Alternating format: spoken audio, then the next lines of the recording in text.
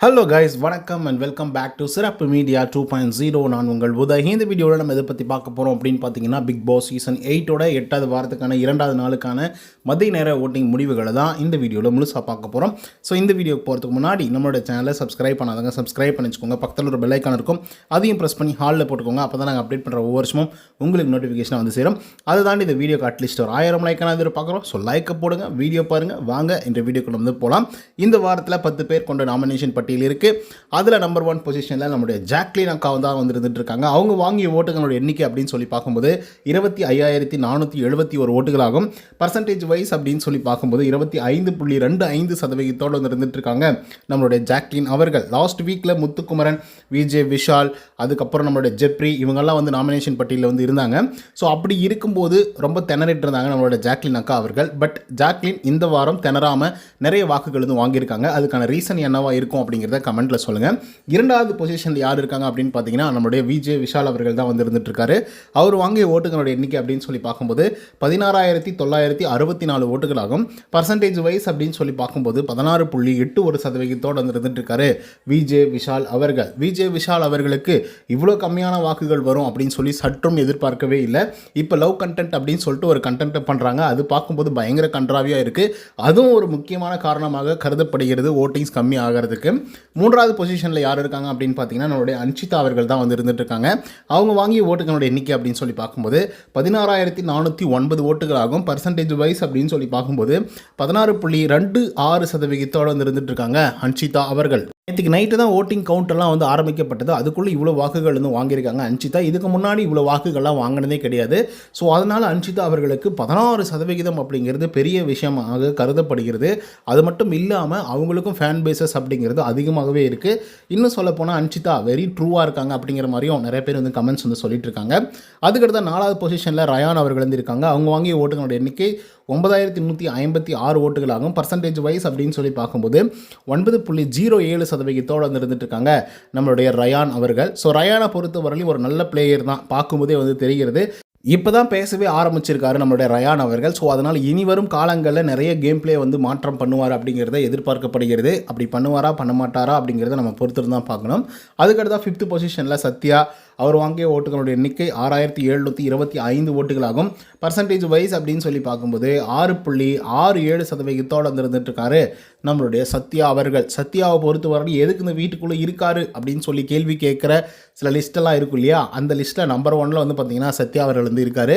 ஏதோ இருக்காரு, போகிறாரு, தூங்குறாரு, ஏதோ சம்திங் பண்ணுறாரு, அவ்வளோதான் பண்ணுறதை தவிர பெருசாக வேறு எதுவுமே பண்ண மாட்டேங்கிறாரு. அதுக்கு அடுத்த பொசிஷனில் யார் இருக்காங்க அப்படின்னு பார்த்தீங்கன்னா, நம்மளுடைய ரஞ்சித் அவர்கள். அவர் வாங்கிய ஓட்டுகளோட எண்ணிக்கை அப்படின்னு சொல்லி பார்க்கும்போது 6,515 ஓட்டுகளாகும். பர்சன்டேஜ் வைஸ் அப்படின்னு சொல்லி பார்க்கும்போது 6.46% வந்து இருந்துட்டு இருக்காரு நம்மளுடைய ரஞ்சித் அவர்கள். ரஞ்சித் இப்போ தான் சில விஷயங்கள்லாம் பேசவே ஆரம்பிச்சிருக்காரு. எப்படி வந்து ரயானுக்கு நான் வந்து ஒரு கமெண்ட் அடிச்சனோ அதே மாதிரி தான் ரஞ்சித் அவர்களுக்கும். ஸோ இப்போ தான் சூழ்ச்சிகள்லாம் என்ன, எப்படி அதை தான் அவுக்கணும், எப்படி வந்து இந்த கேமை வந்து ப்ளே பண்ணணும் அப்படிங்கிற மாதிரி சில நல்ல விஷயங்கள்லாம் வந்து பேசிகிட்டு இருக்காரு. ஸோ இனி வரும் காலங்களில் ரஞ்சித் அவர்களுக்கு ஃபேன் பேசஸ் வந்து இன்க்ரீஸ் ஆகுமா அப்படின்றதெல்லாம் டவுட்டு தான். பட் இருந்தாலும் கூட குறைஞ்சபட்சம் ஒரு 80 நாட்கள் வந்து தாண்டிடுவார். அதுக்கடுத்த 7வது பொசிஷனில் நம்முடைய சிவக்குமார் அவர்கள் வந்து இருக்கார். அவர் வாங்கிய ஓட்டுகளோட எண்ணிக்கை அப்படின்னு சொல்லி பார்க்கும்போது 5,693 ஓட்டுகளாகும். பர்சன்டேஜ் வைஸ் அப்படின்னு சொல்லி பார்க்கும்போது 5.64% வந்து இருந்துட்டு இருக்காரு நம்மளுடைய சிவக்குமார் அவர்கள். சிவக்குமார் அவர்களுக்கு லாஸ்ட் வீக்கும் சரி, அதுக்கு முன்னாடி வாரங்களையும் சரி பெருசாக வந்து ஓட்டிங்ஸே வந்து விழலை. பட் இந்த வாரம் ஓரளவுக்கு நல்ல வாக்குகள் வந்து விழுந்திருக்கு. எதன் அடிப்படையில் வந்து இவருக்கு வந்து இவ்வளோ வாக்குகள் விழுது அப்படிங்கிறது ஒரு பெரிய கேள்விக்குறியாக வந்து இருந்துட்டு இருக்கு. மேபி இவர் வந்து அப்படி பண்ணிடுவேன், செஞ்சிருவேன், பாருங்க அப்படி இப்படிலாம் சொல்கிறார்ல, மேபி அதனால் கூட வந்து வாக்குகள் விழுந்திருக்குமோ அப்படிங்கிற மாதிரி வந்து இருக்குது. அதுக்கடுத்து 8வது பொசிஷனில் மஞ்சரி அவர்கள் வந்து இருக்காங்க. அவங்க வாங்கிய ஓட்டுகளோட எண்ணிக்கை அப்படின்னு சொல்லி பார்க்கும்போது 5,079 ஓட்டுகளாகும். பர்சன்டேஜ் வைஸ் அப்படின்னு சொல்லி பார்க்கும்போது 5.03% வந்து இருந்துட்டு இருக்காங்க நம்மளுடைய மஞ்சரி அவர்கள். ஸோ மஞ்சரிக்கு ஒரு நல்ல ஓப்பனிங் இந்த வாரம் வந்து கிடைச்சிருக்கு. ஏன்னா ஒட்டுமொத்த பேரும் ஹவுஸ்மேட்ஸ் எல்லாம் சேர்ந்துக்கிட்டு நாமினேஷன் பட்டியலில் 8 பேர் வந்து நாமினேட் பண்ணியிருந்தாங்க. அப்படி இருந்தாலும் நான் வந்து திரும்ப வருவேண்டா அப்படின்னு சொல்லிட்டு அதிகப்படியான வாக்குகள் வந்து வாங்கி காமிச்சிருக்காங்க. இந்த வாரம் சேவாக்கவும் படுவாங்க. அதுக்கடுத்து 9வது பொசிஷனில் சாச்சனா வந்து இருந்துட்டு இருக்காங்க. அவங்க வாங்கிய ஓட்டுகளோட எண்ணிக்கை அப்படின்னு சொல்லி பார்க்கும்போது 4,926 ஓட்டுகளாகும். பர்சன்டேஜ் வைஸ் அப்படின்னு சொல்லி பார்க்கும்போது 4.88% வந்து இருந்துட்டு இருக்காங்க சாச்சனாவும் உருள்றாங்க பிறல்றாங்க, என்னென்னமோ செய்கிறாங்க. பட் பெருசாக வந்து பார்த்திங்கன்னா ஓட்டிங்ஸ் அப்படிங்கிறது வந்து பெருசாக இன்க்ரீஸே ஆகலை அப்படின்னு தான் வந்து சொல்லி ஆகணும். ஒரே ஒரு வாரம் ஒரு பொண்ணை வந்து சேவ் பண்ணி விட்டுட்டிங்க அப்படின்னா அடுத்தடுத்த வாரங்களில் எவ்வளோ பெரிய மாற்றங்கள் நிகழும் அப்படின்னு சொல்லிட்டு லாஸ்ட் சீசன்லேயே நம்ம வந்து பார்த்துருக்கோம். அந்த மாதிரி வேலை வந்து பார்த்திங்கன்னா சாச்சனா அவர்களுக்கு வந்து நடந்திருக்கு. ஸோ அதனால் சாச்சனா அவர்கள் இனி வரும் காலங்களில் சேவாக்கு தான் படுவாங்களே தவிர எலிமினேட் ஆகிறதுக்கான வாய்ப்புகள் இல்லை. அதுக்கடுத்த 10வது பொசிஷனில் நம்முடைய ஆனந்தி அவர்கள் வந்து இருக்காங்க. அவங்க வாங்கி ஓட்டுகளோட எண்ணிக்கை அப்படின்னு சொல்லி பார்க்கும்போது 3961 ஓட்டுகளாகும். பர்சன்டேஜ் வைஸ் அப்படின்னு சொல்லி பார்க்கும்போது 3.93% வந்து இருந்துட்டு இருக்காங்க நம்மளுடைய ஆனந்தி அவர்கள். ஸோ ஆனந்தி ஃபஸ்ட்டு 2-3 வீக்ஸ் வந்து நிறைய இன்புட்ஸ் வந்து கொடுத்துட்டே இருந்தாங்க. பட் அது வந்து ரொம்ப நெகட்டிவாக போயிடுச்சு. அதுக்கப்புறம் உள்ளேருந்து யாராவது சொல்லியிருப்பாங்களா, இல்லை வெளியிலேருந்து போன ஆட்கள் வந்து சொல்லியிருந்தாங்களா என்னன்னு தெரியல. இப்போ டைல்யூட் ஆகிட்டு ஏதோ போன போக்கில் வந்து இருக்கலாம் அப்படிங்கிற ஒரு மைண்ட் செட்டில் தான் வந்து இருக்காங்களே தவிர ஏதாவது சம்திங் வந்து பண்ணணும், ஏதாவது ஒன்று செய்யலாம் அப்படிங்கிற மாதிரி ஒரு கண்ணோட்டத்தோடு எப்பயுமே வந்து இருக்க மாட்டேங்கிறாங்க. ஒரு பிரச்சனை வந்தால் கூட அந்த பிரச்சனைக்குள்ளே இறங்கி அது ஏன் வந்துச்சு, எதுக்கு வந்துச்சு அப்படிங்கிறத சால்வ் பண்ணலாம் அப்படிங்கிற ஒரு மனநிலையே வந்து பார்த்திங்க அப்படின்னா ஆனந்திக்கு வந்து இல்லை. இதுக்கு முன்னாடி காலங்களில் அப்படி கிடையாது. ஒரு சின்ன பிரச்சனையாக இருந்தாலும் கூட அதை வந்து பார்த்திங்க அப்படின்னா ரொம்ப பெரிய இது ஆக்கி ஊதி பெருசாக்கி அதுக்கு ஒரு தீர்வை வந்து கொண்டு வந்து அது வந்து மக்கள் மனசில் வந்து பார்த்திங்கன்னா இரிட்டேட்டிங் பண்ணுற அளவுக்கு வந்து பண்ணிகிட்ருப்பாங்க ஆனந்தி. பட் இப்போ அப்படியே வந்து சேஞ்ச் அவுட் ஆகிருக்காங்க அப்படிங்கிறதுல மாற்றுக்கருத்தே இல்லை. சேஞ்ச் அவுட் ஆனது மட்டும் இல்லாமல் அவங்களோட கேம் பிளேவும் பெருசாக வந்து விசிபிளாக இல்லை. ஸோ விசிபிளாக இல்லாத காரணத்தினால கூட வந்து ஆனந்தி அவர்கள் மேலே இருந்த கண்ணோட்டங்கள் வந்து பெருசாக வந்து மாறாமலேயே அப்படியே வந்து இருக்கோ அப்படிங்கிற ஒரு கண்ணோட்டமும் நமக்கும் வந்து இருக்குது. அன்ஷிதா பற்றி நம்ம பேசி ஆகணும். கேமிங் அனலைசிஸில் அன்ஷிதா அவர்கள் ஃபஸ்ட்டு 2-3 வீக்ஸ் வந்து கொஞ்சம் சைலண்ட்டாக தான் வந்து இருந்துகிட்டு இருந்தாங்க. சொல்லப்போனால் அர்ணவ் இருக்கிற வரைக்குமே வந்து பார்த்திங்கன்னா பெருசாக வந்து கேம் ப்ளே பண்ணாமல் தான் இருந்தாங்க. ஒரு சில இடங்களை மட்டும் கத்துனாங்க, கதறினாங்க, அழுதாங்க, இந்த மாதிரிலாம் வந்து பண்ணிகிட்டு இருந்தாங்க. இந்த பொண்ணெலாம் எதுக்குடா உள்ளே விட்டிங்க அப்படின்னு சொல்லிட்டு நெகட்டிவான நிறைய விஷயங்கள் வந்து பார்த்திங்கன்னா அன்ஷிதா மேலே வந்து புகுத்தப்பட்டது அப்படின்னு வந்து சொல்லலாம். அவங்களுக்குள்ளே என்ன நடந்துச்சுன்னெலாம் தெரியாது ஆர்ணவ் அவர்களுக்கும் அதே மாதிரி அன்ஷிதா அவர்களுக்கும். ஸோ அது தெரியாமலே நிறைய மக்கள் வந்து கமெண்ட்டை எழுதி அன்ஷிதா மேலே அவ்வளோ ஏட்டர்ஸ் வந்து பார்த்திங்க அப்படின்னா பரப்பிட்டு இருந்தாங்க. பட் இப்போ வந்து பார்த்திங்க அப்படின்னா அப்படியே டோட்டலாக வந்து சேஞ்ச் அவுட் வந்து ஆயிருக்கு. அன்ஷிதாவுக்கு வந்து நிறைய பேர் வந்து வாக்குகள் வந்து செலுத்துகிறாங்க. நிறைய பேர் வந்து பார்த்திங்கன்னா அன்ஷிதா சூப்பராக கேம் ப்ளே பண்ணுது அப்படின்றாங்க. சில பேர் வந்து ஒரு குட் சோல், கேம் எப்படின்னா ப்ளே பண்ணிட்டு போட்டோம், அவங்க நல்லா பண்ணிட்டு நல்லா பண்ணாமல் கூட வந்து போட்டோம், பட் அவங்க வந்து ஒரு one of the good soul, நல்லா எல்லாருக்கும் சமைச்சு வந்து போடுறாங்க, நல்லபடியாக இருக்காங்க, யாரையும் ஹர்ட் பண்ணுற மாதிரி பேசுறதில்ல அப்படிங்கிற மாதிரி பல கமெண்ட்ஸ் வந்து பார்த்திங்க அப்படின்னா அன்ஷிதா மேலே வந்து திருப்பப்பட்டிருக்கு அப்படின்றதுல மாற்றுக்கிறதுல. ஸோ அதன் காரணமாக அன்ஷிதா அவர்களுக்கு அதிகப்படியான வாக்குகளும் விழுந்துட்டுருக்கு. ஏன்னா செகண்ட் வீக் தேர்ட் வீக்குள்ளேயே போகிற ஒரு ஆள் தான் அன்ஷிதா அவர்கள். அந்த மாதிரி ஒரு நிலைமையை அவங்க சந்திச்சுட்டு தான் வந்தாங்க.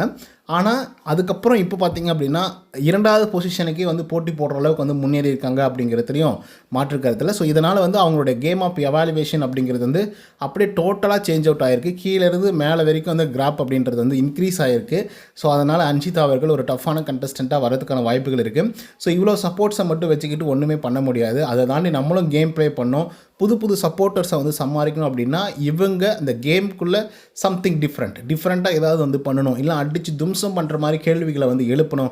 ஒவ்வொருத்தரையும் ஓட விட்டால் என்ன சொல்லுங்கள், புது சப்போர்ட்டர்ஸ் வருவாங்க. அதுக்கப்புறம் கேம் சேஞ்ச் ஆகும். கேம் சேஞ்ச் ஆகுச்சு அப்படின்னா இப்போ இருக்கக்கூடிய வாக்குகளை விட பல மடங்குகள் வாக்குகள் வாங்கிறதுக்கான வாய்ப்புகள் வந்து இருக்குது. அதை அன்ஷிதா அவர்கள் பண்ணுவாங்களா பண்ண மாட்டாங்களா அப்படிங்கிறத பொறுத்து தான் பார்க்கணும். அப்புறம் விஜய் விஷாலோடைய கேம் ப்ளே பற்றி நம்ம சொல்லி ஆகணும். ஜாக்லின் சொன்ன மாதிரி ஃபஸ்ட்டு 25 டேஸ் தான் அவருடைய கேமாக வந்து இருந்தது. அதுக்கப்புறம் 25 டேஸ்க்கு அப்புறமா வந்து என்னமே இல்லாமல் போயிட்டாரோ அப்படிங்கிற மாதிரி வந்து தோணுச்சு. இந்த என்டர்டைன்மெண்ட்லாம் எல்லாருமே சொல்கிறாங்க. அப்படி என்ன தான் என்டர்டைன்மெண்ட்டாக வந்து பண்ணிட்டார் அப்படின்றது ஒரு பெரிய கேள்வியாக தான் வந்து இருந்துகிட்ருக்கு. ஏன்னா என்டர்டைன்மெண்ட் அப்படிங்கிறது வந்து காமெடி பண்ணலாம், இல்லை மிமிக்ரி பண்ணலாம், இல்லை வந்து ஏதாவது ஒரு ஷோ. இப்போ கூட பார்த்தீங்கன்னா சிவகுமார் அவர்கள் வந்து தன்னை ப்ரூவ் பண்ணிக்கணும் அப்படின்றதுக்காக எல்லோரும் லஞ்சுக்காக உட்காந்துட்டு இருக்காங்க, சாப்பாடும் சிக்கன் குழம்புக்கும். ஸோ அப்படி பசியோடு உட்காந்துட்டு இருக்கக்கூடிய ஆட்களுக்கு முன்னாக இவர் போயிட்டு நின்று நான் ஒரு பர்ஃபார்மன்ஸ் பண்ணுறேன் அப்படின்னு சொல்லிட்டு ஒரு பர்ஃபார்மன்ஸ் வந்து பண்ணி காட்டுறாப்புல. ஸோ இதனால் வந்து பார்த்திங்கன்னா மக்களுக்கு பிடிக்கிறதுக்கான வாய்ப்புகள் இருக்குது. பிடிக்காமல் போனாலையும் ஒன்றும் பிரச்சனை இல்லை, பிடிக்கிறதுக்கான வாய்ப்புகளும் இருக்குல்ல. End of the day game play பண்ணுறதை வச்சு மட்டுமே மக்கள் வந்து சப்போர்ட் எல்லாம் பண்ண மாட்டாங்க. அவங்களோட கேரக்டர் என்ன, அவங்க எந்த மாதிரி பர்ஃபார்மன்ஸ் பண்ணுறாங்க, அவங்க எந்த மாதிரியான டேலண்ட்டாக இருக்காங்க அப்படின்னு சொல்லி பல விதத்தில் வந்து யோசிக்க ஆரம்பிப்பாங்க. அந்த பல விதத்தில் நம்மளோட விஜய் விஷால் அவர்களுக்கு இருந்த ஒரே விதம் வந்து பார்த்திங்கன்னா என்டர்டைன்மெண்ட் மட்டும்தான். 2வது கேம் ஓரளவுக்கு வந்து பார்த்திங்கன்னா ப்ளே பண்ணக்கூடிய ஒரு ஆள் தான். டாஸ்க் அப்படின்லாம் வரும்போது அதை தாண்டி பிஹேவியர்னு ஒன்று வருது இல்லை, அந்த பிஹேவியரில் வந்து பார்த்திங்கன்னா விஜய் விஷால் அவர்கள் வந்து கோட்டை விட்டாப்பில் தேவையில்லாத வந்து பார்த்திங்கன்னா பின்னாடி பேசுகிறது. இப்போ கூட வந்து முத்துக்குமரனை பற்றி ரயான் கிட்ட வந்து பார்த்திங்கன்னா பயங்கர மோசமாக வந்து பேசிகிட்டு இருந்தாங்க. அவங்கெல்லாம் வந்து பேச்சு போட்டியாளர்கள். ஸோ அதனால் அவங்க வந்து அவங்கள டிபெண்ட் பண்ணிக்கிறதுக்காக என்ன வேணாலும் பேசுவாங்க அப்படிங்கிற மாதிரி மோசமாக வந்து பேசிகிட்டு இருக்காரு. இந்த விஷயங்கள்லாம் தவிர்த்திருந்தாலே வந்து பார்த்திங்க அப்படின்னா விஜய் விஷால் அவர்கள் நல்ல வாக்குகள் வாங்கி அதிகபட்சமான வாக்குகள் வாங்கி நல்ல ஒரு பொசிஷன்லேயும் வந்து இருந்திருப்பார் அப்படிங்கிறதுலையும் மாற்றுக்கிறது இல்லை. இப்போ என்னப்பா செகண்ட் பொசிஷனில் தானே இருக்கார் அப்படின்னு சொல்லி நீங்கள் கேட்கலாம். பட் ரியாலிட்டி என்ன அப்படின்னு பார்த்தீங்கன்னா, இதுக்கு முன்னாடி காலங்களில் விஜய் விஷால் 1 லட்சத்துக்கும் மேலான வாக்குகள் அன்அஃபிஷியலாகவே கூட வந்து வாங்கியிருக்காரு. பட் இப்போ வந்து கம்பேரிட்டிவ்லி ரொம்ப குறைவாக இருக்குது. சொல்லப்போனால் 50க்கு 50% குறைஞ்சிருக்காங்க அவருடைய ஆடியன்ஸும் சரி அண்ட் ரசிகர்களும் சரி அப்படிங்கிறத மட்டும் சொல்லணும்னு நினைக்கிறேன். ஸோ ஒரு கேம் பிளே எப்படி ஓட்டிங்ஸை வந்து பாதிக்கும் அப்படிங்கிறதுக்கு சிறந்த எடுத்துக்காட்டு விஜய் விஷால். இதை பற்றின உங்களோட கருத்துக்கள் என்ன அப்படிங்கிறத கமெண்ட்டில் சொல்லுங்கள்.